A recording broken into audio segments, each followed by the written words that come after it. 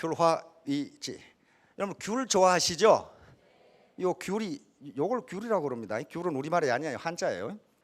이건 델화자고 델위자. 이건 지는 탱자 지자입니다. 탱자. 그래서 한약방에서 또는 한의원에서 탱자 열매를 지실이라고도 한약재로 써요. 조그만 탱자 파란 거 있죠? 이걸 지실이라고 쓰는데, 그러니까 귤화위지라는 말은 귤이 탱자가 된다 그런 말이거든요. 여러분 귤로 살고 싶어요? 탱자로 살고 싶어요? 예, 귤로 사셔야 되겠죠. 그러면 어떤 경우에 귤이 탱자가 되고 탱자가 귤이 되는지 한번 보도록 하겠습니다. 자, 이제 공부 못해도 되는데 생각은 하고 살아야 돼요. 아무 생각 없이 살면은 공부 못한 것보다 더 나빠요. 그건 생각을 하고 살아야 돼. 생각을. 그게 사유, thinking이라고 합니다. 인간은 뭐라고 그랬어요? 생각하는 갈대다. 그러니까 인간이 생각하지 않으면 그것은 누구나 꺾어버릴 수 있는 갈대에 불과하다. 그렇게도 해석할 수가 있어요. 꺾이지 않으려면 어떻게 돼요? 생각을 하면서 살아야 됩니다. 생각을 하면서. 자, 왜 제가 이 얘기를 먼저 꺼내냐면요, 아무 생각 없이 듣거나 보거나 사람을 만나면요, 얻는 게 아무것도 없어요. 그리고 생각 자체가 올바르지 못하면요, 결코 성공을 못해요. 예를 들면 공생, 나는 내 파트너와 동시에 성공하겠다. 나는 내 형제라인과 동시에 성공하겠다. 그렇게 생각을 하면 성공하는데요, 나만 잘 먹고 잘 살아야지. 그거 그렇게 되지 않습니다. 그렇게 안 돼요. 그래서 사유, 생각. 나는 부자가 돼야 되겠다라고 하는 생각부터 출발해야죠. 되면 좋고 안 되면 그만이고, 이렇게 하면 절대로 안 돼요. 절대로 안 돼요. 그건 절대라는 말이 들어가도 돼요. 이 양반이 파스칼이고, 파스칼의 팡세에 있는 이야기입니다. 생각이라는 뜻이죠. 이런 갈대인데, 인간은 생각하는 갈대니까 생각만 하면은 무엇이라도 우주 전체를 감쌀 수가 있지만 생각하지 않으면 갈대처럼 그냥 부러지고 말아요. 이 양반 로댕이라는 사람이에요. 로댕. 요 생각하는 사람. 이 당시에 계몽주의 시대이기 때문에 인간의 사유, 인간이 올바르게 생각하지 않으면 거기서 진리가 나올 수 없다는 것을, 그래서 로댕의 조각가인데 대표작입니다. 사유, 그러니까 사유는 모든 지식과 지혜의 출발점입니다. 아무 생각이 없으면 강의를 듣건 책을 보건 누구를 만나건 간에 얻는 게 아무것도 없어요. 지식도 안 쌓이고 지혜도 나오지가 않아요. 거기서. 그 다음에 가장 중요한 것은 시대의 흐름에 대한 인식입니다. 즉 먼저 생각해야 할 일은 내가 지금 어떤 시대에 살고 있는가 하는 것을 먼저 알아야 된다는 거예요. 그 다음에 애터미 사업을 하는 데 있어서도 누가 좋다고 하니까 하고, 하라니까 하고, 좋지 않다니까 안 하고, 이건 주체적인 사유가 아니에요. 거기서 남의 삶을 사는 것이지 자기 삶을 사는 게 아닙니다. 그러니까 자기 스스로 정보를 입수하고, 물론 컨설팅을 받을 수 있습니다. 조언을 들을 수 있어요. 듣고 그걸 자기가 비판적으로 따져봐야 돼요. 과연 맞는 말인지. 그래 놓고 자기가 결심을 해야 추진력이 있어요. 자, 그러면 시대의 흐름을 한번 봅시다. 이게 지금 이게 원시시대예요. 원시시대, 농경시대로 넘어갑니다. 인류가 뭐 학자들 따라 전부 다르지만 농경시대를 어느 시대로 약 3,000년 동안 농사짓고 살았어요. 3,000년 동안. 그런데요, 이렇게 농사짓고 살았어요. 그런데 18세기 중엽 1750년대 60년대죠. 영국에서 자생적으로 산업혁명이 일어납니다. 산업혁명은 곧 공업화예요. 이렇게 영국에서 산업혁명이 일어나서 산업화가 진행되는데 이게 약 250년간 진행됩니다. 즉 20세기 말까지 계속돼요. 산업시대가. 그런데 1980년대 인터넷이라고 하는 것이 점차 보급되기 시작하면서 정보화 시대가 시작돼요. 우리는 1990년대 본격적으로 시작돼서 2000년대에 들어오면서 완전히 정보화 시대로 넘어가 버립니다. 지식과 정보, 지식 정보화 시대로 넘어가고 다시 사회는 지식사회로 넘어갑니다. 자, 미국 사람들이 해놓은 거 보였죠? 농경시대, 산업사회, 정보화사회, 지식사회로 넘어갔어요. 그런데 농경시대는 약 3,000년, 이 산업화 시대는 250년, 정보화 시대는 10년밖에 걸리지 않았어요. 그러니까 점점 사회가 바뀌는 속도가 빨라져요.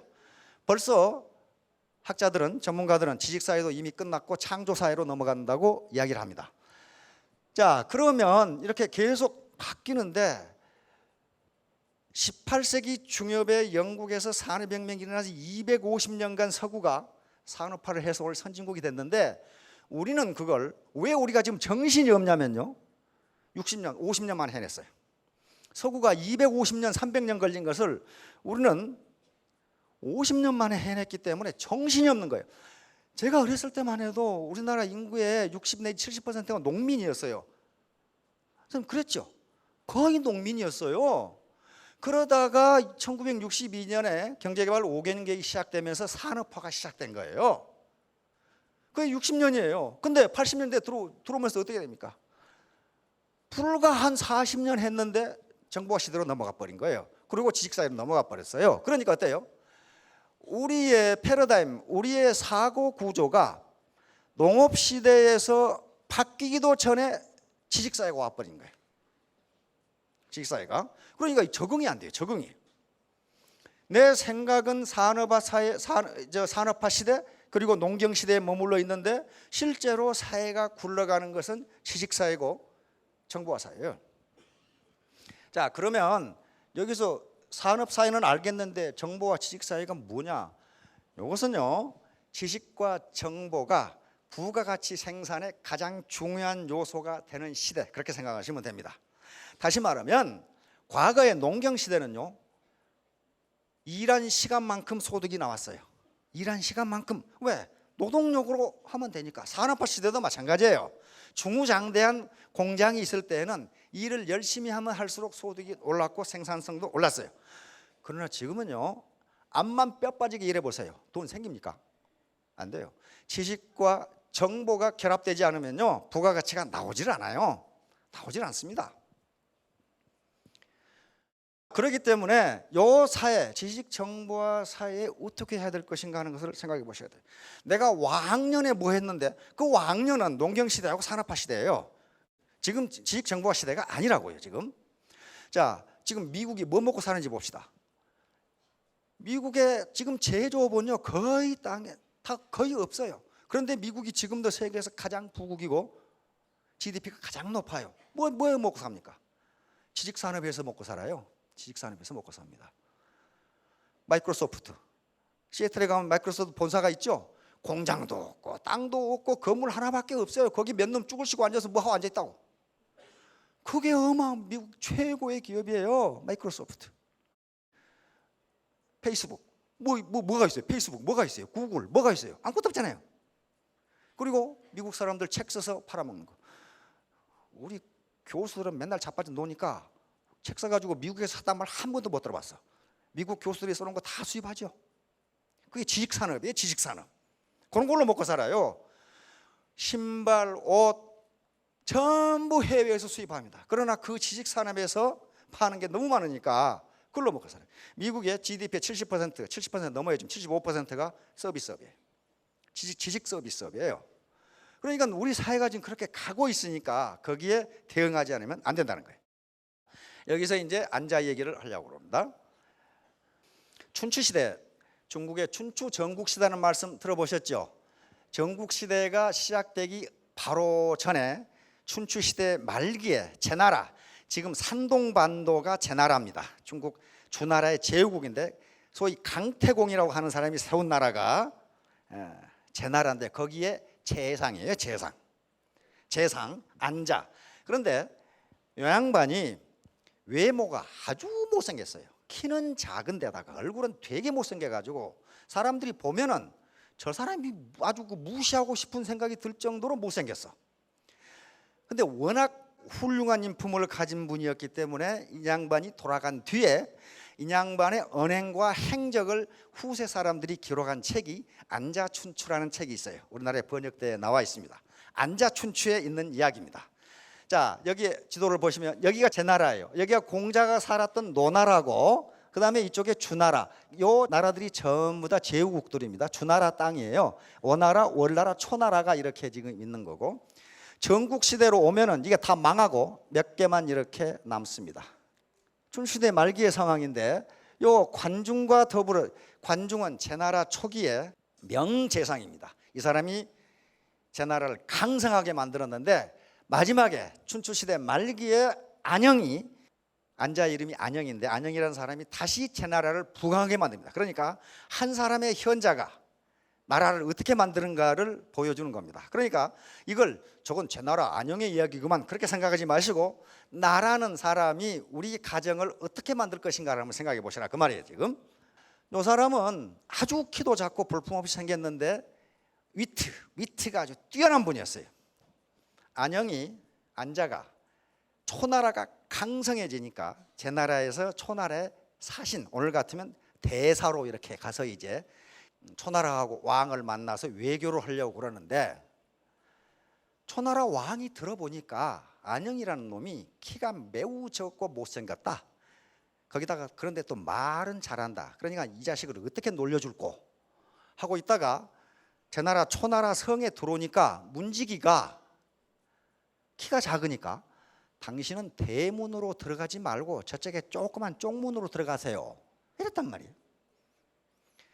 그러니까 안자가 개나라에 가면 개구멍으로 들어간다는데 여기가 개나라인가 이렇게 나는 초나라에 왔는데 그 말이에요. 초나라에 왔는데 어떻게 개구멍으로 들어가냐 그 말이 되죠. 개나라에 가야 개구멍으로 들어갈 게 아니에요. 그래가지고 대문으로 들어갔어요. 그 사람 개구멍으로 들어가게 하면 초나라가 개나라가 되잖아요. 그래서 대문으로 들어가니까 초나라 임금이 또 망신을 좀 줘야 되겠거든. 그러니까 제 나라에는 사람이 그렇게 없어 그랬단 말이에요. 왜 그러십니까? 어떻게 당신같이 그렇게 작고 못생긴 사람이 사신으로 온단 말이오? 그러니까 아닙니다. 제 나라에는 제 나라 수도가 임치라는 곳인데 사람이 너무너무 많아서 그 수도에 백성들이 팔을 올리면 해가 가려지고 동시에 땀을 흘리면 홍수가 납니다. 그런데 어찌 사람이 없다고 하십니까? 그러니까 그렇다면 왜 당신 같은 사람이 사신으로 오시오? 그랬더니 우리나라는 제 나라는 상대방 임금이 어떤 사람인가를 봐서 사신을 보내는데 상대방 임금이 현명하고 어진 사람 같으면 현명한 사신을 보내고 상대방 임금이 어리석고 못난 놈 같으면 못난 사람을 보내는데 제가 제 나라에서 가장 못난 사람입니다. 그래서 제가 왔습니다. 이렇게 되다. 그러니까 안영을 망신을 주다 초나라 왕이 완전히 망신을 당해가지고 화가 버럭버럭 났지만은 그렇다고 해서 일국의 국왕이 사신한테 뭐라 할 수도 없죠. 그래서 어떻게 하면 다시 골려줄까? 다시 골려줄 방도를 찾습니다. 자, 그런데 안자가 사신이 왔으니까 연회를 베푸는데 이 자식을 어떻게 해서 한번 골려줘야 되겠거든. 그래서 신하들하고 짰어요.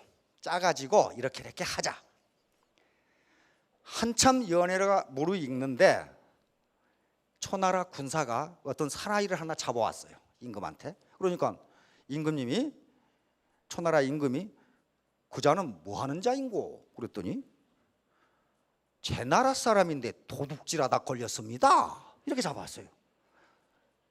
그러니까 초나라 왕이 안양한테 망신을 주기 위해서 제 나라 사람은 도둑질을 잘합니까? 그렇게 물어봤단 말이에요. 그러니까 안영이 뭐라고 대답하냐 하면은 요 얘기를 합니다. 귤화 위지. 남쪽에 강남의 귤나무를 추운 북쪽에 심으면 탱자가 됩니다. 그것은 남쪽과 북쪽이 토양과 기후가 다르기 때문입니다. 원래 제 나라 사람이 제 나라에 나와서 제 나라에서 크면은 도둑질을 안 하는데 초나라만 오면 도둑질을 합니다. 그것은 초나라의 기후가 풍토가 도둑놈이라는 뜻이 아니겠습니까? 이렇게 얘기한단 말이에요.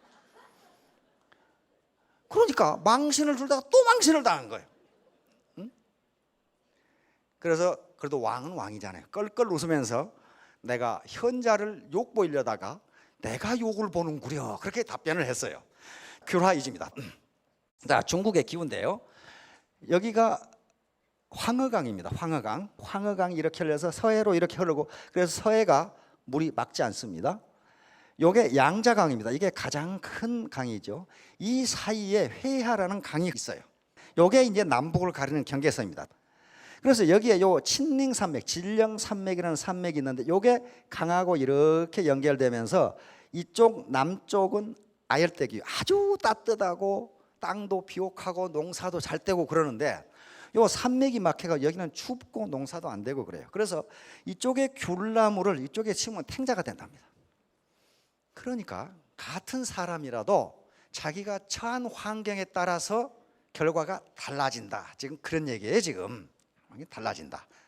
자, 그러면 우리가 안자의 얘기에서 뭘 얻을 수 있느냐 하는 거예요.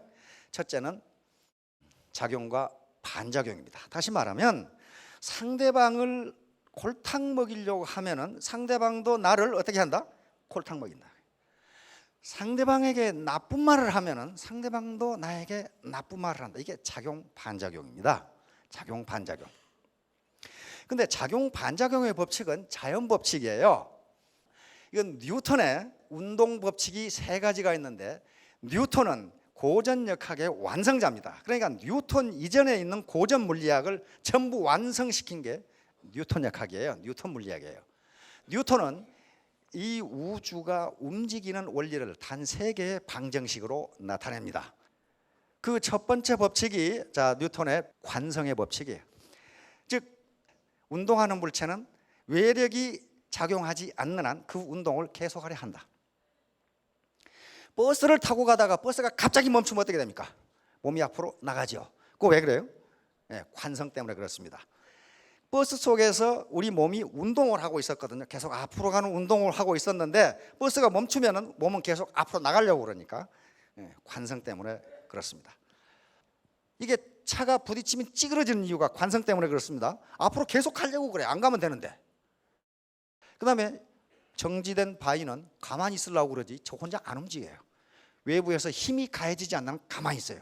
저 혼자 멈췄다가 굴러갔다 그렇지가 않아요. 이게 관성입니다. 두 번째는 가속도의 법칙입니다. F는 이퀄 ma인데 요건 비행기가 날아가는 거 이거 전부 다 가속도의 원리인데 요건 생략하도록 하겠습니다. 이제 요겁니다. 작용 반작용의 법칙이에요.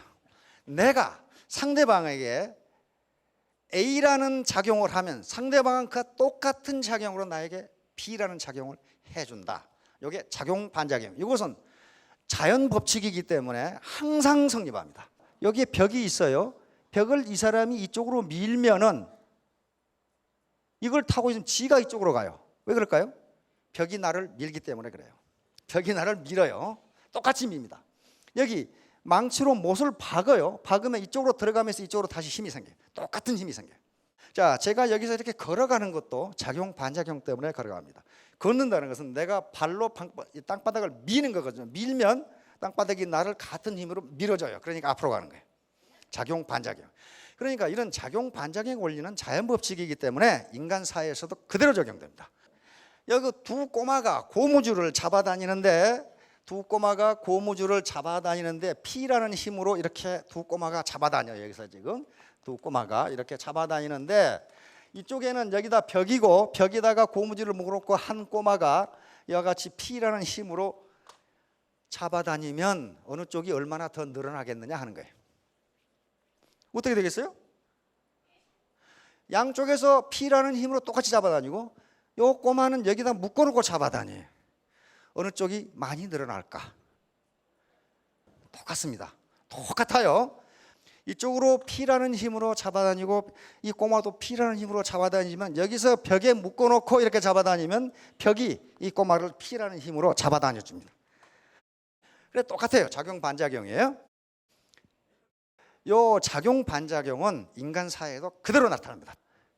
이놈이 야 이 바보 같은 놈아 그러니까 이 멍청아 요 녀석이 이 바보 같은 놈아 안 했으면 이놈도 이 멍청아 이런 소리 안 했을 거라고요. 주먹을 날리니까 그러면서 주먹을 날려요. 한쪽이 이렇게 하면 저놈도 이렇게 똑같이 해요. 작용 반작용.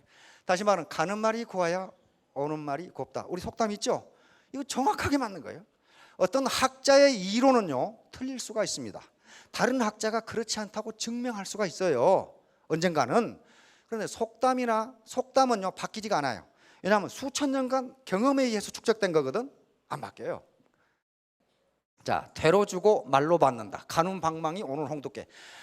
이건 긍정적인 것이나 부정적인 것이나 두 개 다 성립합니다. 되만큼 욕을 하면 돌아오는 욕은 말만큼 돌아와요. 마찬가지로 되만큼 베풀면은 나중에 말만큼 은혜로 돌아와요. 두 개 다 성립해요. 이게 홍두깨고 이게 방망이에요. 우리 가는 방망이 오늘 홍두깨. 다시 말하면 내가 방망이만큼 상대방에게 상처를 주면 상대방은 홍두깨로 나를 후드로 팰 수가 있단 말이에요. 뿌린 대로 거둔다. 콩 심은 데 콩 나고 팥 심은 데 팥 난다. 한자로는 종두득두라고 그러는데 이것도 마찬가지 작용 반작용입니다. What goes around comes around. 주는 대로 받는다. 씨를 뿌리고 감자를 심으면 감자를 얻고 벼를 심으면 벼를 얻는 거지. 아무것도 안 했는데 저게 나온다. 그런 거 없어요. 작용을 했으니까 반작용이 나옵니다. 이건 무슨 일을 하든지 애터미 사업뿐만 아니고 무슨 일을 하든지 그렇습니다. 공부를 해도 그렇고 다 마찬가지예요. 일의 성과에 대해서도 작용 반작용이 나옵니다. 자기가 일을 열심히 하면 열심히 노력하면 성과도 그렇게 나와요. 자기가 작용한 것만큼 반작용이 나오지 노력은 적게 했는데 큰 결과가 나왔다. 그렇게 되지 않아요. 장 선수가 이거 성과가 이렇게 얼마나 노력을 했겠어요. 그러니까 작용 반작용은 바로 자기가 일한 것만큼 성과가 나온다. 학자들의 연구에 의하면 리더가 즉 스폰서가 파트너를 어떻게 생각하느냐에 따라서 그대로 행동한답니다. 예를 들면 내가 회사의 CEO인데 사장인데 사원 두 분을 뽑았어요. 그런데 이분에 대해서는 내가 첫인상이 굉장히 성실하고 능력이 있을 것 같은데 이렇게 첫인상이 들었어요.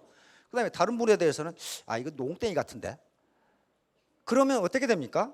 이 상사는 자기 첫인상이 좋은 사람한테 자꾸 좋은 얘기를 해요. 또 좋은 일을 시켜요. 그 다음에 농땡이 같은데 그렇게 생각하는 사람한테는 일을 안 시키고 엉뚱한 일만 시켜. 그러면 결국은 결과가 어떻게 나옵니까? 자기가 좋게 봤던 사람은 계속 일을 하고 성과를 내는데 농땡이라고 생각한 사람은 성과가 별로 없어. 일을 별로 안 시키고 별로 중요하지도 않은 일을 시켰거든. 그래놓고 나중에 뭐라고 하냐면 역시 내가 사람 보는 눈은 있어. 그런단 말이에요. 사람 보는 눈이 있는 게 아니고 그렇게 생각했으니까 그렇게 행동한 거예요. 그게 작용 반작용이에요.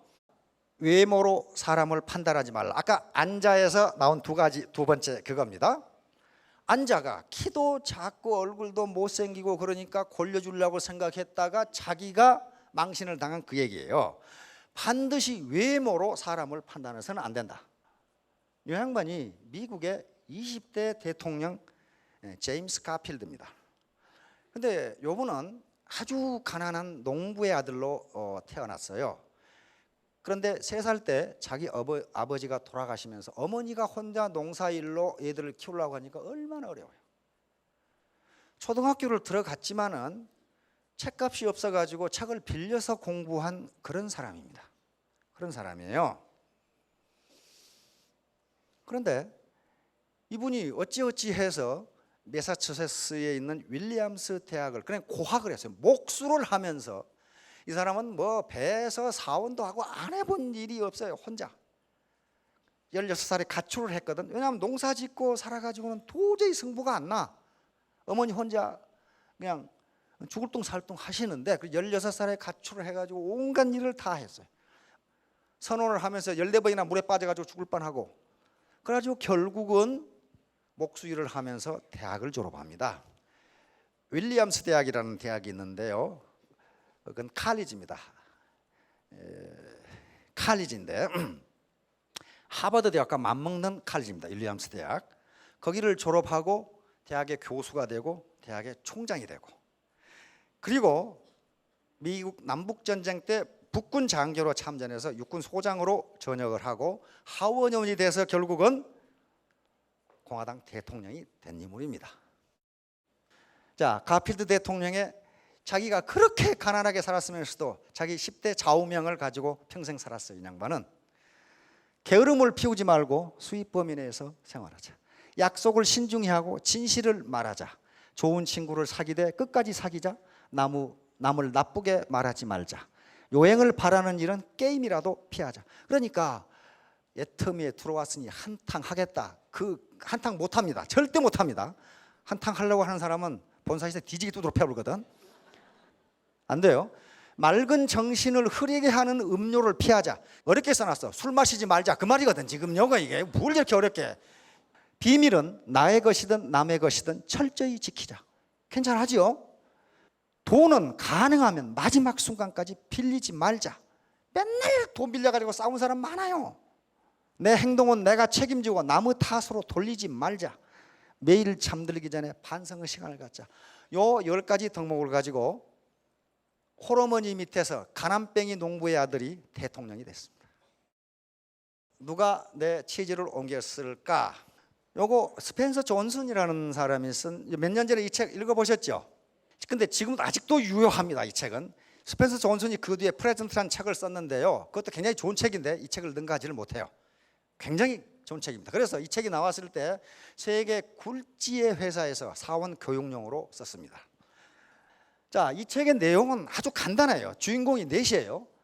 스니프라고 하는 쥐, 생쥐, 스컬이라고 하는 생쥐, 요 생쥐 2마리하고 꼬마 인간 햄이고 호라고 하는 꼬마 인간이에요. 그러니까 그 이름에서 모든 걸 다 나타내줘요.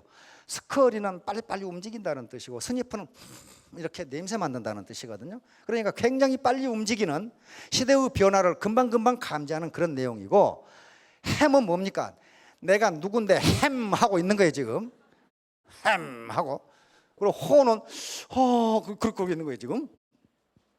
여기에 지금까지 씨 창고가 있었는데 엄청나게 많은 먹을거리 창고가 있었어요. 그래서 햄과 호는 저 정도면 내가 평생 먹고 살겠다.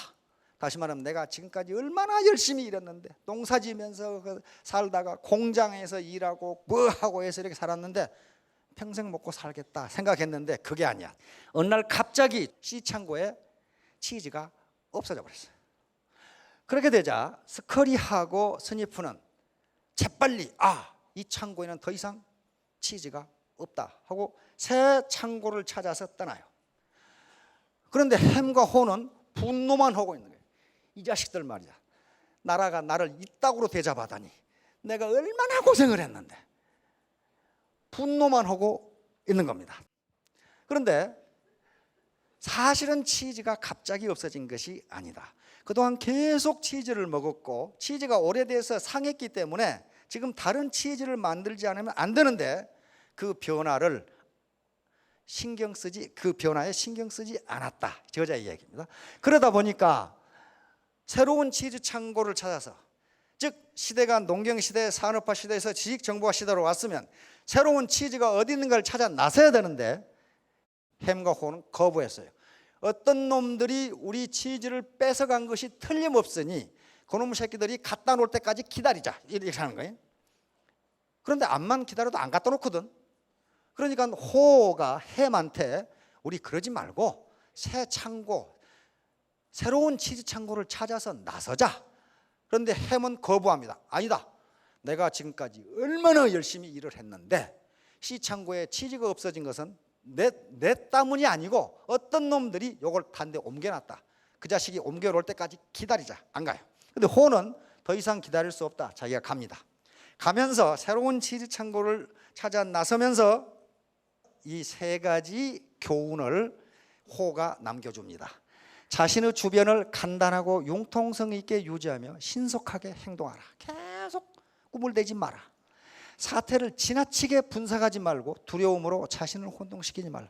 다시 말하면 시창고에 치즈가 없어졌으면 왜 없어졌을까 하고 맨날 생각하지 말고 새로운 치즈 창고를 찾아 나서라. 작은 변화에 주의를 기울여서 큰 변화가 올 때 잘 대처할 수 있도록 준비하라. 이게 지금 농경시대와 산업화 시대를 사는 사람들에게 주는 교훈입니다. 저자는 마지막으로 변해야 산다. 어떻게 변하느냐? 시대의 흐름에 맞게 변해라. 시대를 자기가 바꿀 수 없으면 시대에 자기를 맞춰야 된다고 이야기합니다.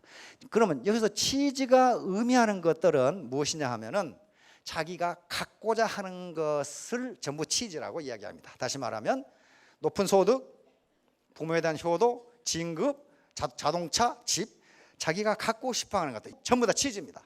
그런 것들이 옛날과 똑같은 방법으로 얻어지지 않는다, 그런 얘기입니다. 그래서 마지막으로 저자는 변화는 항상 일어나고 있다. 변화는 치즈를 계속 옮겨 놓는다. 당신이 얻고자 하는 가치 있는 것들이 옛날 방법으로는 얻을 수 없다. 그런 얘기예요. 지금 변화를 예상하라. 치즈가 오래된 것인지 자주 냄새를 맡아봐라. 자기가 구태연한 패러다임에 잡혀있지 않는지 생각해봐라. 변화에 신속히 적응하라. 사라져버린 치즈에 대한 미련을 빨리 버릴수록 새 치즈를 보다 빨리 발견할 수 있다. 와, 옛날에 내가 이거 해가지고 얼마나 돈을 많이 벌었는데 지금은 안 되네 해봐야 아무 소용없다. 그런 말이에요. 자신도 변해야 한다. 치즈와 함께 움직여라. 신속히 변화를 준비하고 그 변화를 즐겨라. 변화는 치즈를 계속 옮겨놓는다. 그러므로 시대가 바뀌면 자기의 패러다임도 바뀌어야 된다는 걸 계속 강조하고 있습니다. 이것이 간단한 우화 페이블인데요. 이게 세계 유수 기업에서 전부 사원 교육용으로 썼다는 것은 지금도 유효합니다. 자, 결론입니다. 탱자가 귤로 살아가기 위해서는 시대의 흐름에 맞는 패러다임을 가져야 한다. 패러다임은 사고의 틀, 세상을 보는 눈이에요. 세상이 지금 지식정보화 시대면 지식정보화 시대라고 봐야지 농경시대나 산업화 시대로 보면은 탱자로 살 수밖에 없다. 그 말이에요. 여기서 지금 알을 깨고 나와야 병아리가 돼야 되는데 알 속에 그냥 들어있으면 안 된다는 거예요. 자, 결론입니다. 판크라티온. 고대 올림픽 경기의 종목입니다. 이것은 두 가지를 제외하고는 다 할 수 있었답니다. 물어뜯기하고 눈찌르기. 요 두 개만 반칙이고 그놈을 엎어치든 매치든 발로 차든 등어리를 차든 모가지를 잡아다니건 반칙이 없다. 그런데 한쪽이 항복하지 않는 한 죽을 때까지 한다. 그리고 심판이 있다가 항복하더라도 계속하라고 그러면 한 놈이 죽어야 끝난다. 그 경기예요. 이게 판크라티온이에요. 좀 무시무시하죠? 근데 지금 빈곤하고 싸움이 판크라티온이에요. 빈곤을 내가 죽이든지 안 그러면 내가 빈곤한테 죽든지 둘 중에 하나예요. 내가 빈곤한테 항복한다고 내가 살아납니까? 죽어요. 죽는다고요. 그게 판크라티온이에요. 바로 빈곤을 물리치기 위한 경기가 판크라티온이에요. 내가 빈곤을 때려 죽이든지 안 그러면 빈곤한테 내가 맞아 죽든지 둘 중에 하나예요. 안 끝나요. 내가 빈곤한테 항복했다? 그럼 살 것 같아요? 그 죽어요. 죽습니다. 그러니까 빈곤을 물리치기 위한 경기, 노후 준비를 위한 경기, 귤에서 탱자로 추락하지 않게 한 경기, 탱자에서 귤로 복귀하게 한 경기, 경제적 자유를 얻기 위한 경기, 궁극적으로는 잘 살고 사랑하고 배우고 사회에 기여하는 등 균형 잡힌 삶을 살기 위한 경기는 마치 판크라티온과 유사합니다. 둘 중에 하나가 항복해야만 끝나는데 항복한다고 살 수 있느냐? 그렇지 않아요. 그렇지 않습니다. 그러니까 대충 해서 끝나는 경기가 아니고 죽을 때까지 해야 된다. 내가 판크라티온 경기를 죽을 때까지 절대로 포기하지 않고 빈곤이라는 놈을 물려쳐야 되겠다. 내가 내 노후 생활 안정을 반드시 해내야 되겠다라고 하는 이게 판크라티온이에요. 여러분, 빈곤 그리고 노후 생활 싸워서 반드시 승리하시기 바랍니다. 예, 감사합니다.